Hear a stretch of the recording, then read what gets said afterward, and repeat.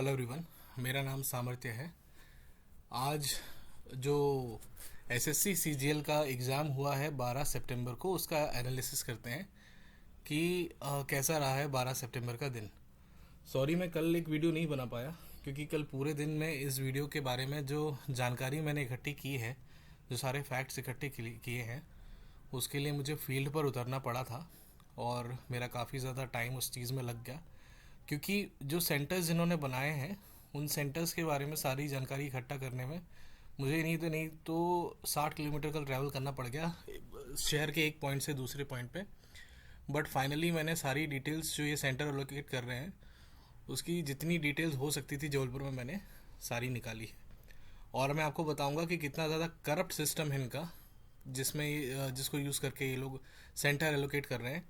और उसकी कोई क्रेडिबिलिटी भी नहीं है कि वो सेंटर आज की डेट में वहाँ पर है। 26 तारीख को एग्ज़ाम ओवर होगा और 27 तारीख को वो आपको एग्ज़ाम, मतलब वो आपको एग्ज़ाम सेंटर देखने को ही नहीं मिलेगा कि वो एग्जिस्ट करता था। इतना ज़्यादा इनक्रेडिबल सिस्टम है। इन केस अगर आप लोगों ने केस भी कर दिया ना, तो ना एसएससी ढूंढ पाएगी कि वो एग्ज़ाम सेंटर कहाँ है, ना ही कोई कोर्ट ढूंढ पाएगा, ना पुलिस ढूंढ पाएगी। ये चोर हैं, थोड़ी देर के लिए चोरी करने के लिए एक जगह पर बैठे हुए हैं और कल कहाँ जाएंगे उसकी कोई क्रेडिबिलिटी ही नहीं है। इसके साथ ही साथ में एसएससी चेयरमैन साहब ने हम सबसे एक झूठ भी बोला है, उसके बारे में भी एक बार बात करेंगे। चलिए आगे बढ़ते हैं, धीरे धीरे बताता हूँ।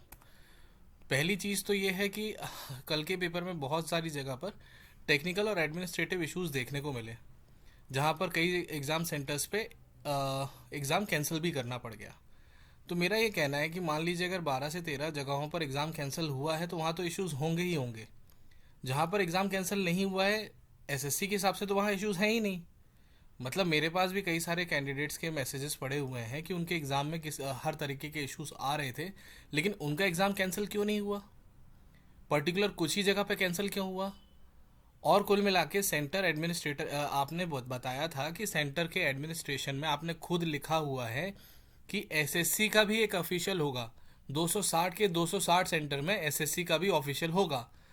कई सारे बच्चों से मेरी बात हुई है, वहाँ पर उनके सेंटर पे एसएससी की तरफ से कोई भी ऑफिशियल नहीं था, या आपने अपने जो कम्युनिकेशन लेटर है उसमें साफ साफ साफ झूठ लिखा हुआ है। कोई भी कोई भी एसएससी का ऑफिशियल आपके सेंटर्स पे जहाँ पर एग्ज़ाम देने जा रहे हैं वहाँ पर मौजूद नहीं है। बच्चों ने मुझे बताया है उनको इश्यूज हुए थे, वो एक्नॉलेजमेंट लेने के लिए गए थे, तो वहाँ पर एसएससी का कोई भी ऑफिशियल मौजूद नहीं था। मेरे पास बच्चों के एडमिट कार्ड भी रखे हुए हैं और सारी डिटेल्स भी रखी हुई हैं जिनको इश्यूज हुए थे। मारे मारे फिर रहे हैं, उनको पता नहीं है कि सही तरीका क्या है, तो मेरे पास आ रहे हैं तो मैं उनको सही तरीके से गाइड कर रहा हूँ। अब इन्होंने सबसे बड़ा एक स्कैम एक नया लॉन्च किया है, जो इनसे ठीक से लॉन्च करते भी नहीं बना। आप सभी को पता होगा, मेरे लास्ट वीडियो आपने देखा होगा 1 मिनट का। तो इन्होंने एक नया स्कैम लॉन्च किया, उसके बारे में बात करते हैं। ठीक है, ये बात करते हैं अपन। ये एक्चुअली टेक्निकल और एडमिनिस्ट्रेटिव इश्यूज़ को अगर मैं थोड़ा कंप्लीट करूँ, ये थोड़ा सा मैं कुछ आपको डेटा दिखाना चाह रहा हूँ कि आप लोगों को चिंता करने की बिल्कुल भी ज़रूरत नहीं है। इस बात को ध्यान में रखिए। अगर आपके साथ टेक्निकल इशू हुआ है और उसके लिए आप, मेरा एक डॉक्यूमेंट है जो मैं इस अपनी वीडियो के नीचे अटैच कर दूंगा, उसको डाउनलोड कर लीजिएगा। एक्चुअली मैंने एसएससी को एग्जामिनेशन के होने के पहले ही इंटीमेट कर दिया था कि इस तरह के टेक्निकल इश्यूज बहुत सारे आ रहे हैं, और कुल मिला के उसका रूट कॉज एनालिसिस वगैरह भी सब चीज़ मैंने हर तरीके का एनालिसिस दिया था कि क्वेश्चन गलत क्यों आ रहे हैं, और कुल मिला के सारी चीज़ें मैंने उनको भेजा था। तो मैंने उनको लीगल कॉन्सिक्वेंसेज भी हर तरीके के भेजे हुए थे कि भाई अगर आपने सेंटर ऑडिट नहीं किए, सेंटर में किसी भी तरह की टेक्निकल इशू आती है, मैंने एक लिस्ट ऑफ इशूज डॉक्यूमेंट में भेजी हुई है प्रूफ के साथ। अगर कुल मिला के अगर इसमें से कोई भी इश्यूज आते हैं तो कुल मिला के आप पे लीगल केस में मैं ये डॉक्यूमेंट यूज़ कर सकता हूँ कि सारी चीज़ें मैंने आपको पहले से बता रखी थी और आपने सीरियसली नहीं ली, और उसके कारण मेरे एग्जामिनेशन में इशू आया और उसके कारण मेरा सिलेक्शन नहीं हुआ है। तो किसी को भी डरने की ज़रूरत नहीं है। मान लीजिए अगर आपने ये डॉक्यूमेंट इस तरह का कुछ नहीं भी भेजा हुआ था और आपके साथ इशू आया है, तो आप मेरा ही ये डॉक्यूमेंट यूज़ कर सकते हैं, क्योंकि मैंने इसमें मोस्ट ऑफ द टाइम्स लिखा हुआ है कि मेरे अलावा भी दूसरे कैंडिडेट्स इस डॉक्यूमेंट को यूज़ करेंगे। अगर आप इस डॉक्यूमेंट को इग्नोर करते हो तो ये कोर्ट में कोई भी स्टूडेंट कैंडिडेट यूज़ करेगा। मैंने सारी चीज़ें इसमें लिख रखी हैं, बहुत बड़ा डॉक्यूमेंट है। मैं आपको इस वीडियो के लिंक में बता दूंगा, तो आप एक बार जाके देख लेना। इसमें हर चीज़ लिखी हुई है, मतलब जो जो इश्यूज़ आपको हो सकते थे ना, वो मैंने एसएससी को पहले से इंटीमेट कर दिया था कि ये इश्यूज़ आ रहे हैं और ये आगे इश्यूज़ नहीं होने चाहिए। तो आपको बिल्कुल भी घबराने की ज़रूरत नहीं है। किसी भी कैंडिडेट को कोई भी दिक्कत आती है, कोर्ट जाना चाहता है, तो उस डॉक्यूमेंट को यूज़ कर सकता है। ये पूरा डॉक्यूमेंट मैंने मर्ज फॉर्म में अभी इस वीडियो के नीचे लगा दूंगा और डाउनलोड करके यूज़ कर सकते हो, क्योंकि मेरा नाम तो लिखा ही हुआ है। आपको सिर्फ ये कहना है कि हमने आपको ये इश्यूज़ पहले से इंटीमेट किए हुए थे, आपने एक्शन नहीं लिए, जिसके कारण मुझे इश्यूज़ आ रहे हैं। सबसे अच्छी बात है, ये एग्ज़ाम के पहले ही मैंने भेजा हुआ था। इसमें डेट, उनका जवाब, बाकी सारी चीज़ें इसमें अपडेटेड आ जाएंगी आपके पास। अगर कोई इन लोगों ने और भी कोई एक्शन लिया या कोई फीडबैक दिया, तो वो भी मैं डाउनलोड करके अपने वीडियो में अपडेट कर दूंगा, तो उसकी चिंता करने की आपको ज़रूरत नहीं है। वो लिंक उसके अंदर ही सारे अपडेट्स ऑटोमेटिकली आते रहेंगे। आगे बढ़ते हैं। भाई इन्होंने एक नया स्कैम चालू किया है। मैं पूरा वो डॉक्यूमेंट नहीं पढ़ना चाह रहा, क्योंकि मैं ऑलरेडी पुराने वाले वीडियोज़ में पढ़ चुका हूँ। आप चाहो तो पहले जाके देख सकते हो। इन्होंने एक नया स्कैम चालू किया है फीडबैक बटन का। आप सभी को पता होगा कि जैसे ही आप एसएससी की वेबसाइट पर अपना लॉगिन क्रेडेंशियल से लॉगिन करते हो, तो टॉप लेफ्ट साइड में आपके एक बटन आता है, click here for the feedback. तो आप हियर पे क्लिक करते हो तो आप अपना फीडबैक सबमिट कर सकते हो। मैं आपको एक बहुत सिंपल सी स्टोरी सुनाता हूँ, ज़रा समझने की कोशिश करना। मैं एक ऑर्गेनाइजेशन पे काम करता था, तो उसमें एक टीम हुआ करती थी। वहाँ उस ऑर्गेनाइजेशन में एक टिकटिंग सिस्टम था कि इश्यूज़ रेस करो, टिकट रेस करो, और वो टिकट को रिजॉल्व करना बाउंडेशन हो जाती थी। ठीक है, क्योंकि वो टिकट हर कोई देख सकता था पूरे ऑर्गेनाइजेशन में, और अगर रिजॉल्व नहीं होती थी तो एस्केलेट होती थी कई लेवल्स पे। Level 1, level 2, level 3, level 4, level 5 तक एस्केलेट होती थी। वो बहुत सिंपल सी चीज़ थी वो। अब हुआ ये कि एक पर्टिकुलर टीम थी, उसकी टिकट्स ज़्यादा आती थी, बहुत सारी टिकट्स आती थी। अगर हम लोगों की 4-5 अगर हफ्ते में आ रही, तो उनकी 2,000, 3,000, 4,000 टिकट्स आ रही थी। और वो टिकट सब ऑर्गेनाइजेशन में पूरा दिखता था, और उसका एक हर बार ऑडिट हर 6 महीने में होता था कि किस डिपार्टमेंट की कितनी टिकट्स आ रही हैं, तो किस डिपार्टमेंट में सबसे ज़्यादा इशू चलता है, तो मैनेजमेंट को काम आती थी वो सारी टिकट्स। तो इनको बहुत इश्यूज होते थे कि भाई तुम्हारी टिकट्स इतनी ज़्यादा क्यों आ रही है। तो उन्होंने क्या किया, एक शीट बना दी, एक अलग से व्हाट्सएप ग्रुप बना दिया, एक शीट अपलोड कर दी कि भाई इस शीट में आप रो में अपना डेटा फिल कर दो कि जो जो इश्यूज़ हैं आप ड्रॉप डाउन चूज़ करो और अपना ग्रीवांस यहाँ पे फिल कर दो, हम उसे इशू रिजॉल्व करके उस शीट में अपडेट कर देंगे।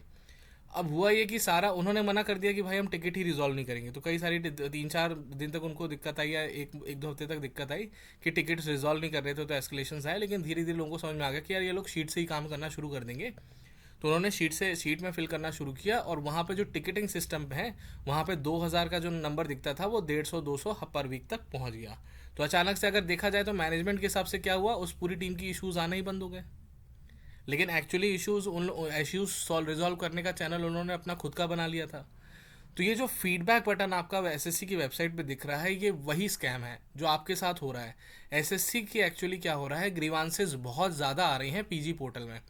पीजी पोर्टल एक इंटीग्रेटेड पोर्टल है, जिसमें गवर्नमेंट के सारे डिपार्टमेंट के अगेंस्ट आप अपनी ग्रीवांस को फिल कर सकते हो, उसको एस्केलेट कर सकते हो। उसमें लेवल्स हैं कि भाई वो ग्रीवांस को अपन ऑफिशियली कोर्ट में भी यूज़ कर सकते हैं, हर तरीके से ऑफिशियल है वो, हर डिपार्टमेंट से इंटीग्रेटेड है।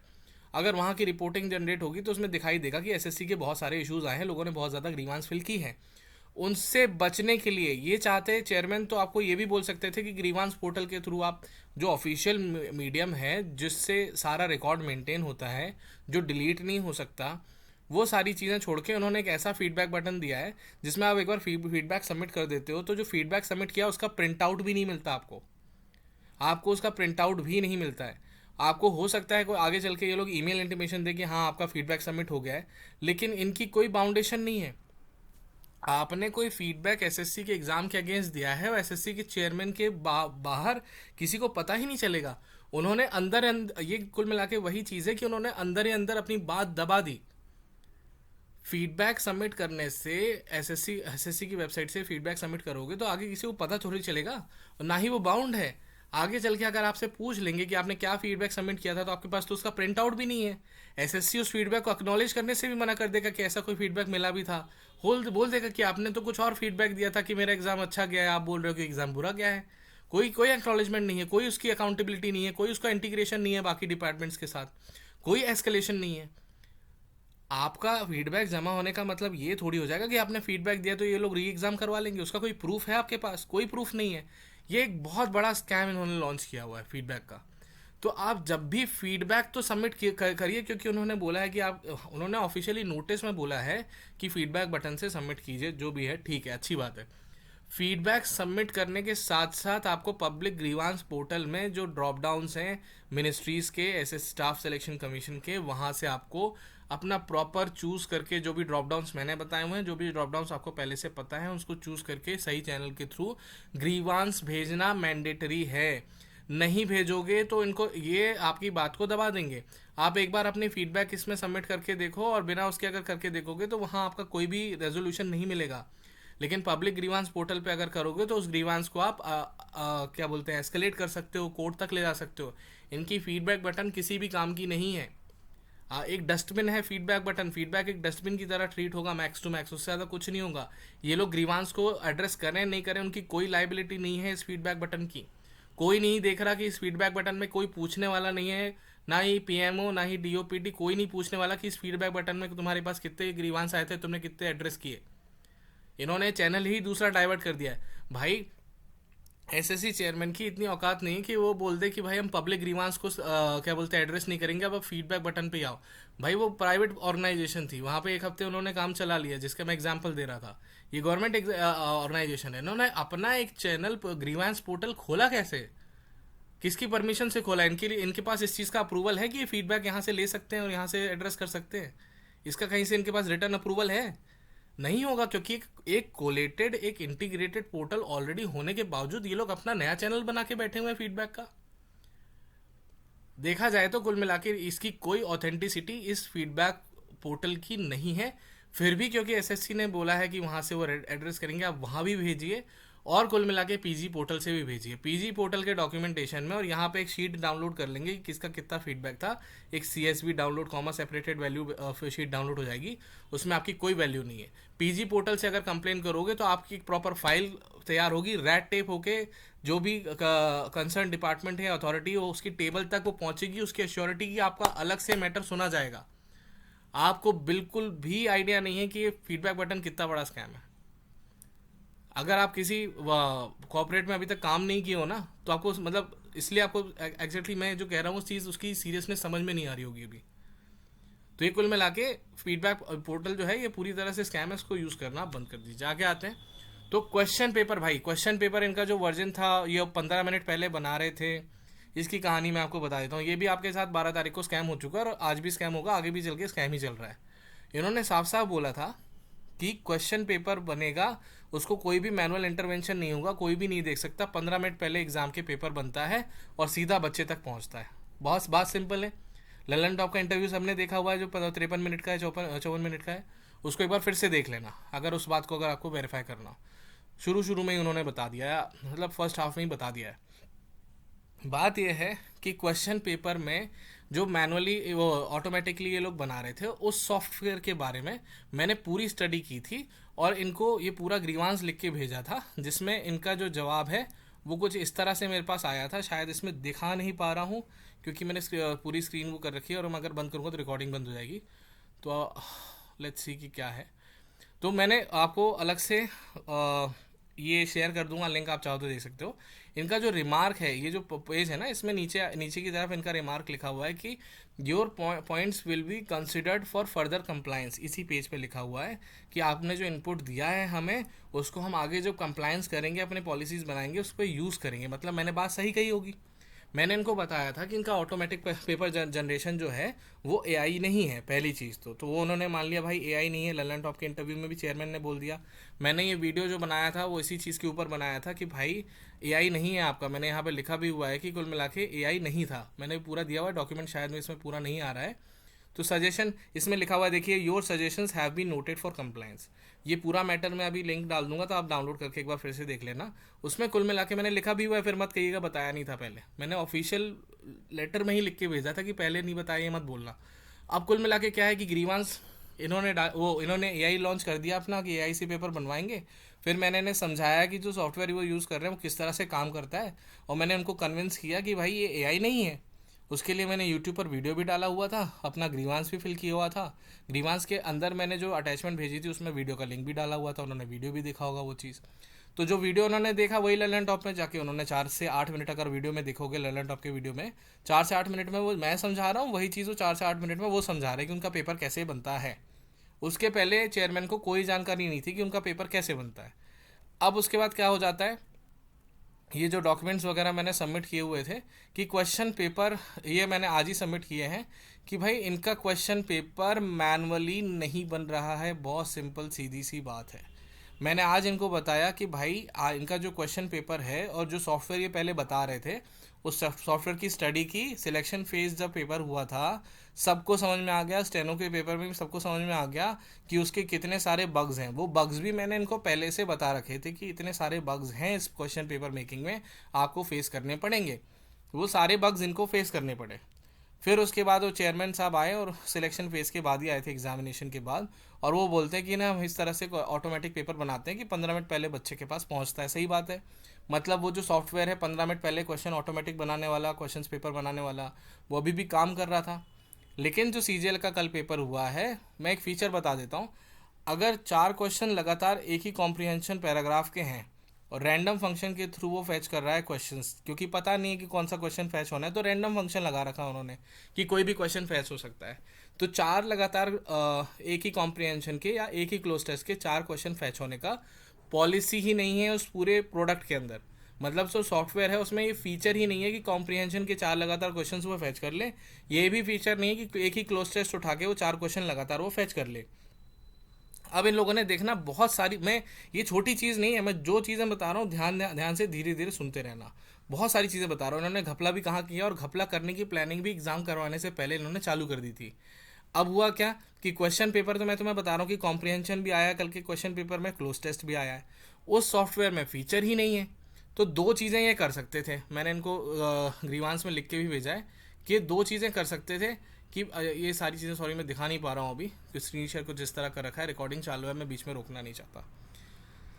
तो सबसे पहले ये चीज़ है कि इनके ग्रीवांस, सॉरी, कॉम्प्रिहेंशन और क्लोज टेस्ट से पूछ नहीं सकते। कल पेपर में आया है, इसका ये मतलब है इसके 2 ही रास्ते हो सकते हैं। या तो इनका पूरा पेपर ये मैनुअली बना रहे हैं, या तो जब अब ये पेपर जनरेट हो जाता है एक दिन पहले जनरेट कर लेते होंगे, उस पूरे पेपर को पढ़ते होंगे, उसमें जो एरर्स आते हैं या तो उसको सही करते हैं पूरा बैठ के एक दिन में।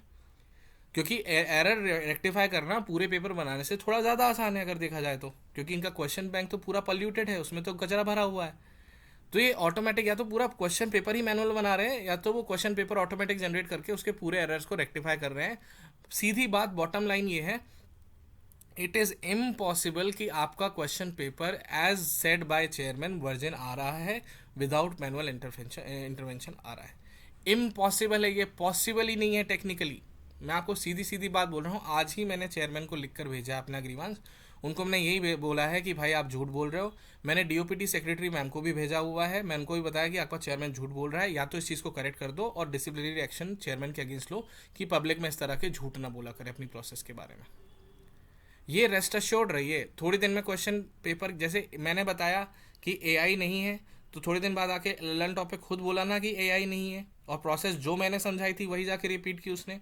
थोड़े दिन बाद एसएससी चेयरमैन अपनी औकात पर आएगा और वापस आके बोलेगा कि हाँ भाई हमने क्वेश्चन पेपर को ऑटोमेटिकली बनवाना बंद कर दिया जस्ट बिकॉज की बहुत ज़्यादा इश्यूज आ रहे थे। देख लेना, शायद लगा लो वो ये चीज़ बोलेगा, क्योंकि उसके पास दूसरा कोई आंसर नहीं है, दूसरा कोई पॉसिबिलिटी नहीं है भाई। कॉम्प्रिहेंशन क्लोज टेस्ट तो वो पूछ ही नहीं सकता उस चीज़ में, और दोनों चीज़ें कल आया है, तो मतलब आपका जो क्वेश्चन पेपर है वो वर्जिन भी नहीं है। अब होता ये है दूसरा, इसी के अंदर एक और स्कैम बता रहा हूँ, क्योंकि मैंने ये सारी चीज़ें चेक कर सकता हूँ, मेरे पास एक प्रोसेस है कि इन्होंने बैक एंड से चेंजेस किए हैं कि नहीं। उसके लिए मुझे बेसिक चीज़ की ज़रूरत थी, क्वेश्चन आईडी की। अगर कॉम्प्रिहेंशन के 4 क्वेश्चंस होते तो वो जो क्वेश्चंस की आईडी होती है ना, क्वेश्चन आईडी होती है, वो क्लोज नंबर्स होते हैं, मतलब 1 3 5 ऐसे करके एक आध गैप होता, या तो डायरेक्ट 1 2 3 4 होते, या 10 नंबर्स के गैप में 4 नंबर होते, वो जो क्वेश्चन आईडी बनती है, क्योंकि मल्टीपल लोग एक ही सिस्टम में काम कर रहे होते हैं, मल्टीपल क्वेश्चन जल्दी जल्दी जनरेट कर रहे होते हैं, क्लोज नंबर्स होते हैं। मैं ये चेक कर सकता था कि इन्होंने बैकएंड से वो क्वेश्चंस को स्विच किया है कि नहीं किया है, तो उस चेक करने के लिए मुझे क्वेश्चन आईडीज चाहिए। तो भाई एसएससी ने जस्ट बिकॉज कि बच्चे इस चीज़ को समझ ना पाए, इस चीज़ को कोर्ट में प्रूव ना कर पाए, इन्होंने अपनी आंसर की में क्वेश्चन आईडी देना ही बंद कर दी है। लास्ट ईयर तक क्वेश्चन आईडीज आ रही थी, उनको क्वेश्चन आईडीज को ले जाके हम लोग चैलेंज कर देते थे। हम लोग सारी चीज़ें कर देते थे कोर्ट में उसको लेकर, और उसको अगर पीछे से ये लोग बैकएंड से चेंज भी करते हैं तो मैंने पहले भी अपने वीडियोस में बताया कि वी कैन ट्रैक दैट। इन्होंने क्वेश्चन आईडी देना ही बंद कर दिया कि बच्चों को पता ही ना चले हमने बैकएंड से क्या क्या चेंजेस कर रखे हैं, एक आइडिया ही ना लग पाए बच्चों को। तो ये स्कैम इन लोगों ने ऐसा नहीं कि मतलब कर रहे हैं, उनको पता है कि वो कर रहे हैं, जानबूझ के सारी प्लानिंग के साथ वो आपके साथ स्कैम कर रहे हैं एग्जाम पेपर के दौरान। और आपको झूठ बोला जा रहा है, आपको झूठ सर्व किया जा रहा है, पीछे क्या चल रहा है मैं आपको बता रहा हूँ साफ साफ। ये सारी चीज़ें हुई। ये एआई वाला केस मैंने आपको बता दिया कि क्या हुआ था। इसमें इनका देखो रिप्लाई भी आया है कि भाई your suggestions have been noted for compliance. यहाँ पर देखिए इन लोगों ने मूव कर रखा है। अब कुल मिला के क्या हो जाता है हमारे, अब मैं कुल मिला के आता हूँ अपने एग्जामिनेशन सेंटर से। आप सभी को पता है कि यहाँ जो क्लिक हियर वाला लिंक था जिसमें भाई फीडबैक सबमिट करना था, उसमें मैंने लिंक पर क्लिक किया, मुझे पता चलता है कि मेरा Meenakshi academy of paramedical sciences college है। चलो सबसे पहले तो मैं बता दूं कि जबलपुर का सबसे ऐतिहासिक कॉलेज है। ये इतना पुराना है कि गूगल मैप्स में भी नहीं है। ये इतना ज़्यादा सीनियर कॉलेज है कि गूगल मैप्स में डालने की ज़रूरत नहीं, हर किसी को पता होगा। इनके हिसाब से हर किसी को गली चप्पे पे पता होगा कि ये कॉलेज एक्चुअली है किधर। पहली चीज़ मैं जो करता हूँ, कल सुबह मैं जाता हूँ कि मैं एटलीस्ट ये देखना चाहता था कि सेंटर है किधर, किस हालत में है, जिससे कि अगर इसकी हालत ख़राब होगी तो मैं आगे चल के पता कन्वे करूँगा कि कुल मिला के मुझे सेंटर चेंज करवाना है, क्योंकि सेंटर की हालत सही होनी चाहिए। अगर मुझे पहले से पता है तो एज अ अवेयर स्टूडेंट मुझे सारे काम करने चाहिए। तो कल मैं ढूंढने निकलता हूँ तो मुझे पूरे गूगल मैप में ये Meenakshi academy of paramedical sciences Jabalpur मिलती ही नहीं है। अगर आप नॉर्मली सर्च करोगे तो कुछ दूसरे दूसरे इंस्टीट्यूट आ रहे थे। मैंने एक दो इंस्टीट्यूट पे गया भी कि भाई हर बार सर्च करो तो यही नाम पहले आ रहा है, तो वहाँ हो सकता है नाम चेंज हो गया, ऐसा कई बार होता है, तो वहाँ मुझे नहीं मिला। फिर मैंने अलग अलग वेबसाइट्स पे चेक करना शुरू किया। तो जब भी कोई चीज़ ढूंढनी होती है, एड्रेस या फ़ोन नंबर, तो मैं सबसे पहले जस्ट डायल करता हूँ। जस्ट डायल पे मैंने Meenakshi academy of paramedical sciences search किया तो उसमें पैरामेडिकल की स्पेलिंग PERRA आ रहा था। मैं चलो ठीक है यही है, कोई बात नहीं, जबलपुर यहाँ है, उनसे मिस्टेक हो जाती है, वहाँ कुछ भी स्पेलिंग लिखी जा सकती है। भाई मैंने Meenakshi academy of paramedical sciences का एड्रेस सर्च किया तो जैसे कुल मिला के 2 सिटी मतलब एक एड्रेस निकल के आया। वो एड्रेस इतना वेग, उसमें शहर के 2 कोनों के नाम लिखे हुए एड्रेस में। मतलब कुल मिला के अगर मैं अपना बोलूँ एड्रेस तो हाउस नंबर 10, ठीक है, और जानकी नगर, और कुल मिला के आधारताल जबलपुर। तो जानकी नगर आधारताल के अंदर ही आता है और हाउस नंबर 10 भी उसके अंदर आता है। इसी तरह इंसान अपना एड्रेस लिखता है जनरली। तो हुआ ये कि उसमें जो एड्रेस आ रहा है वो आ रहा है मतलब बिल्डिंग नंबर 14। उसके बाद उन्होंने लिखा पत्रकार कॉलोनी लिखा रसल चौक में, जो कि रसल चौक में कोई भी पत्रकार कॉलोनी है ही नहीं, वो शहर के दूसरे कोने में। पत्रकार कॉलोनी कॉमा रसल चौक कॉमा रानीताल, इसका मतलब रानीताल जो है, रानीताल अलग कोने में है, रानीताल के अंदर आपका पत्रकार कॉलोनी है। उसके बाद फिर रसल चौक जो है वो शहर के दूसरे हिस्से में, और उसके बाद जबलपुर लिखा हुआ है। मैं कंफ्यूज हो गया कि मैं रसल चौक जाऊँ, वहाँ कोई पत्रकार कॉलोनी होगी, कि रानीताल जाऊँ। फादर से थोड़ी हेल्प हुई तो उन्होंने बताया कि भाई रानीताल में पत्रकार कॉलोनी इस जगह पे है। वहाँ जाके मैंने ढूंढा तो वहाँ पर मैंने एक हॉस्पिटल था, मैंने उससे पूछा कि भाई हॉस्पिटल है तो कॉलेज के बारे में तो पता ही होगा कि ये कॉलेज कहाँ पर है। तो उस हॉस्पिटल को इस कॉलेज के बारे में नहीं पता कुछ भी। मैं बहुत नियर, मतलब उससे इस हॉस्पिटल से 150 मीटर्स पे ये सेंटर था। और मैं वहाँ जाके पूछा कि भाई यहाँ पर कौन सा ऐसा कॉलेज है। उसके पूरे स्टाफ से बात कर ली, बहुत कोऑपरेटिव थे। जबलपुर के लोग बहुत कोऑपरेटिव होते हैं। अगर आपको एड्रेस पूछना है तो आप जबलपुर में आप कभी आके पूछो, आपको इतनी हेल्प मिलेगी जितनी आपको कहीं दूसरे शहरों में नहीं मिलेगी। उन्होंने अपने जो मैनेजर से उनसे भी बात कराई कि भाई ऐसा कुछ है क्या, ऐसा कुछ है क्या, बच्चे का एग्ज़ाम है उसको थोड़ा बता दो। मैंने उनको यही बोला हुआ था कि मेरा आज एग्ज़ाम है करके। बहुत कोऑपरेट किया, बोले नहीं है नहीं है नहीं है। फिर भी मैंने चलो बोला आपको ये बता दो बिल्डिंग नंबर कौन सा। उन्होंने बिल्डिंग नंबर बताया, कुछ समथिंग आया, मैं नहीं बता सकता। 14 बिल्डिंग नंबर पे जाना था। मैं दूरते 14 बिल्डिंग नंबर पे पहुंचा तो मुझे ये देखने को मिलता है, ये एक घर है, घर के नीचे एक छोटा सा रेंटेड रूम है, बहुत छोटा सा रेंटेड रूम है। उसके आगे Meenakshi academy of paramedical sciences लिखा हुआ है। उसके ऊपर का जो हिस्सा है वो येलो कलर की तारपुलिन साइड में दिख रही होगी, उससे ढका हुआ है। ये है वो सेंटर जिसको मैं ढूंढते जसदाइल से आया हूँ।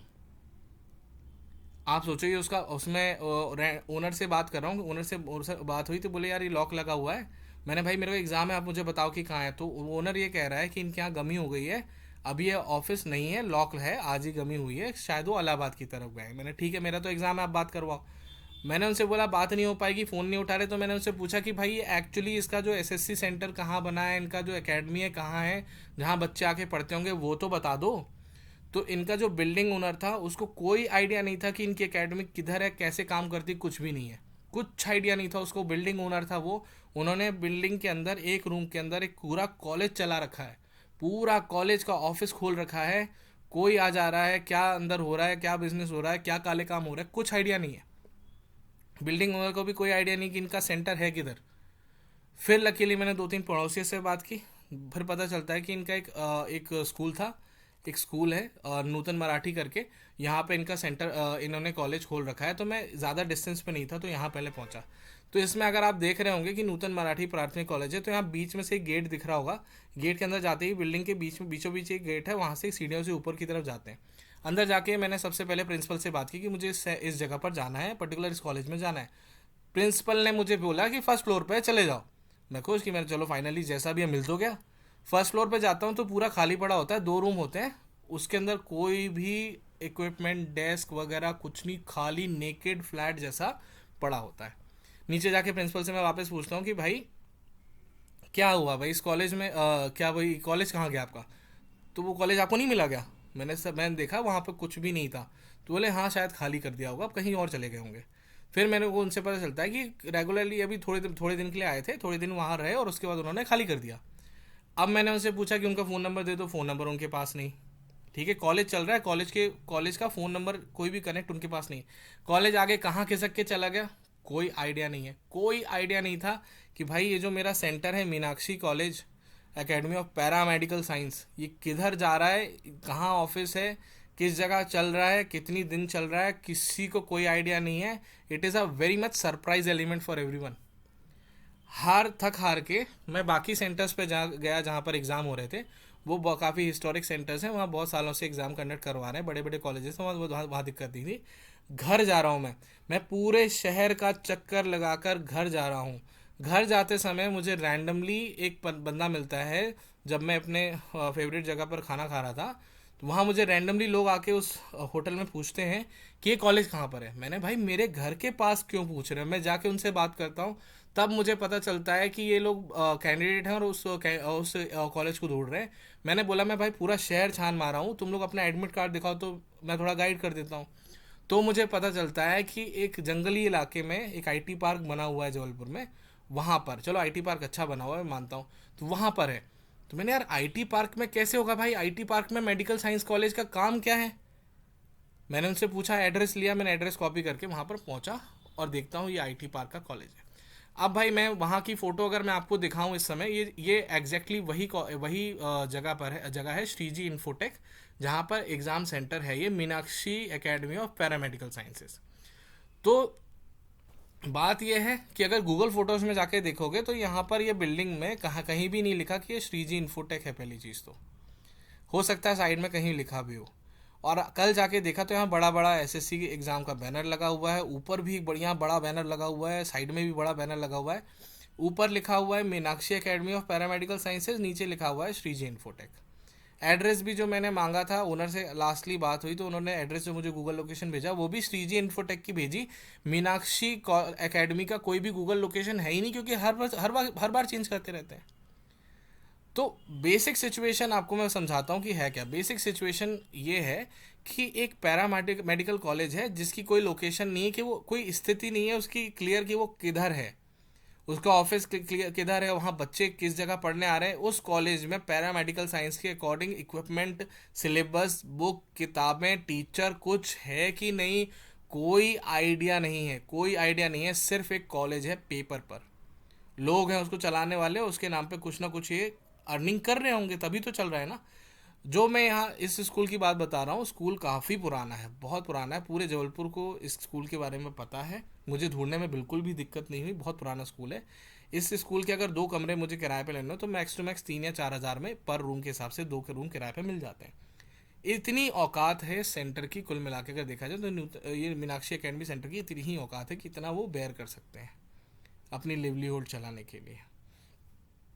ठीक है, अब कुल मिला के ऐसे लोगों को सेंटर इन्होंने दे दिया जिनके पास उनका खुद का एक भी कंप्यूटर नहीं है, उनका खुद का कोई हार्ड मतलब रहने की मतलब जगह ही नहीं है उनके पास कि वहाँ वो कंप्यूटर प्लेस करके लैब बना सके, खुद की लैब नहीं है अगर बॉटम लाइन बोला जाए तो। भाई मेडिकल साइंसेज का एक कॉलेज है जिसके पास कंप्यूटर की लैब होने की संभावना बहुत कम है, नहीं भी होनी चाहिए, उनके पास मेडिकल इक्विपमेंट होने चाहिए।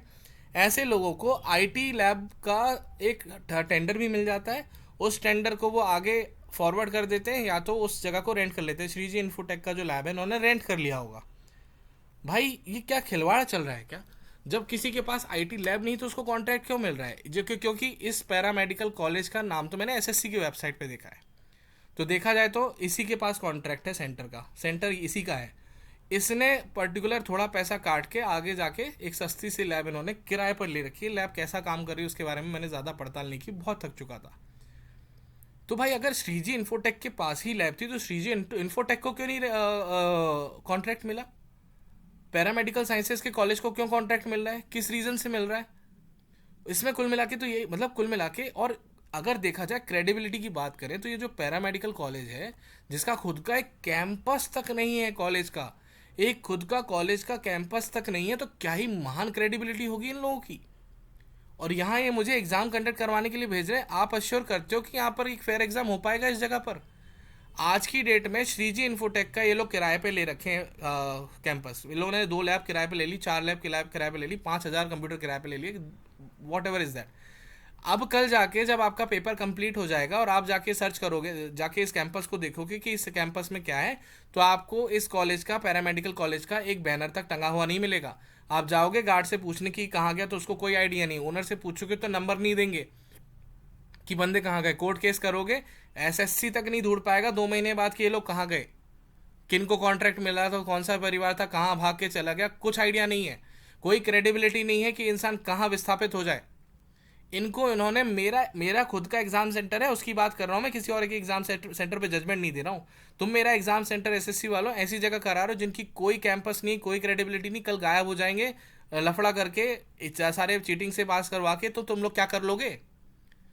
और तुम कह रहे हो कि तुम्हारा एक बंदा यहाँ पर बैठा हुआ है, तुम्हारे बंदे को अंदाजा नहीं क्या क्या चल रहा है कि कैंपस किसी और का है और कॉलेज किसी और का है, किसी और के नाम पे कॉन्ट्रैक्ट है। तुम्हें समझ में नहीं आ रहा है इस बात का? धांधली चला रखी है, धंधा चला रखा है, सिर्फ वेंडर के तलवे चाटने के लिए बैठे हो, बोटियां खाने के लिए बैठे हो तुम लोग वहां पर चेयरमैन के ऑफिस में। ना तुम लोगों को कोई क्रेडिबिलिटी है, ना तुम लोगों को कोई जिम्मेदारी की क्या करवा रहे हो। मैंने ये पूरा, इस पूरे को करने के लिए मुझे पूरा शहर ट्रैवल करना पड़ गया। मतलब वो तो अच्छा हुआ चलो मेरे पास डायरेक्ट एड्रेस नहीं था, नहीं तो मैं सीधा यहीं पहुंच जाता। अगर इनकेस मेरे पास पूरा एड्रेस सही से मिल जाता तो मैं डायरेक्ट यहाँ पहुंचता। मुझे तो ये पूरा जो घपला है ये पूरा पता ही नहीं चलता। ये तो कुल मिला के आपने गलती कर दी मुझे सेंटर देके। अच्छा नचिकेता दे देना चाहिए था, बहुत अच्छा कॉलेज है, मैं तो उसके बारे में कोई क्वेश्चन करता ही नहीं, मैं तो बचपन से देख रहा हूँ उस कॉलेज की, उसकी क्रेडिबिलिटी कितनी अच्छी है। आपने गलती कर दी मेरे साथ एक्सपेरिमेंट करके। भाई मैं क्यों जाऊँ इस जगह पे एग्जाम देने के लिए, आप ये बताओ। अब मेरा सेंटर तो आप चेंज नहीं कर सकते, मैंने करने ही नहीं दूंगा, मैंने आपको ग्रीवांस डाला हुआ है। लेकिन ये सेंटर बना कैसे, और इस पैरामेडिकल कॉलेज को आईटी लैब का कॉन्ट्रैक्ट मिला कैसे जब इसके पास आईटी लैब ही नहीं है? तो इनका तो खुद का कोई कैंपस नहीं, ऐसा कॉलेज है। तो आप सभी को मैं बताना चाह रहा हूँ कि पूरा फर्जीवाड़ा चल रहा है, आपके साथ खिलवाड़ हो रहा है। कुल मिला के जो कॉन्ट्रैक्ट उन्होंने उठाया है चिल्लर में, वो चिल्लर भी सब में बट रही है, इसके अलावा कुछ नहीं है। अगर कुल मिला के देखो देश में इंफ्रास्ट्रक्चर की बिल्कुल भी कमी नहीं है, कोई कमी नहीं है। बस एडुकेटर के पास इतने पर्याप्त पैसे नहीं है कि वो सेंटर्स मैनेज कर पाए, और उसकी इमेज बहुत ज़्यादा ख़राब है। कोई भी अपना नाम एडिक्विटी के साथ नहीं जोड़ना चाह रहा है क्योंकि सबको पता है कि वो चोर हैं, एडिक्विटी चोर है, लिखित तौर पे चोर है। तो आज का जो वीडियो है मैं इसी जगह से समाप्त करता हूँ। क्वेश्चंस के बारे में बेसिक बता देता हूँ। देखो पुराने मैनुअली पेपर बना रहे हैं, इनको ज़्यादा आइडिया है नहीं, ज़्यादा मेहनत नहीं करनी। एक चैप्टर से चार पाँच क्वेश्चंस दे रहे हैं। एक चैप्टर अगर इन्होंने बुक खोली है तो उसी से 4 क्वेश्चन चूज़ करेंगे। हर चैप्टर से बैलेंस क्वेश्चन पेपर होना चाहिए, हर किसी का वेटेज ऐसा सेम होना चाहिए। ऐसा कुछ एसएससी की औकात नहीं है इस समय करने की। औकात के हिसाब से वो जो क्वेश्चन मिल रहे हैं सही, उनका कुल मिला के अभी बेसिक स्ट्रगल ये है कि क्वेश्चन सही जाने चाहिए। बेसिक स्ट्रगल कर रहे हैं अभी एसएससी, मतलब इतिहास, मतलब कब से उनका एसएससी का ऑर्गेनाइजेशन चल रहा है, आज वो बेसिक स्ट्रगल कर रहे हैं, उनका क्वेश्चन पेपर बस सही जाना चाहिए। किस तरह से डिवाइड होगा टॉपिक्स के बीच में, कितने क्वेश्चन किस टॉपिक से आने चाहिए, आज तो उनका वो कंसर्न ही नहीं है। उनका कंसर्न ये है कि सही सही क्वेश्चन चले आए। उसके लिए उन्होंने जो बात बोली थी उसको वो झूठ करार देने को भी तैयार है आज की डेट में। सिचुएशन बहुत ख़राब है। आज का एनालिसिस आपने देख लिया होगा, आगे और भी कुछ डिटेल मिलेगी तो हम आगे बात करेंगे। और अब तो कुल मिला के अब लोगों को जागना पड़ेगा भाई, ये सारी चीज़ें हो रही हैं। मैं तो जो भी इशू होता है मैं तो प्लान कर रहा हूँ कि मैं किस तरह से इनके अगेंस्ट जाऊँ कोर्ट केस में। मैं तो प्लान कर ही रहा हूँ, मैं तो सोच ही रहा हूँ कि कैसे जाया जाए।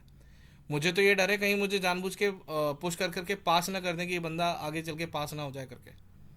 कुछ भी हो सकता है, ये लोग कुछ भी कर सकते हैं। तो आज के लिए इतना ही। Signing off. Thank you. Good night to you all.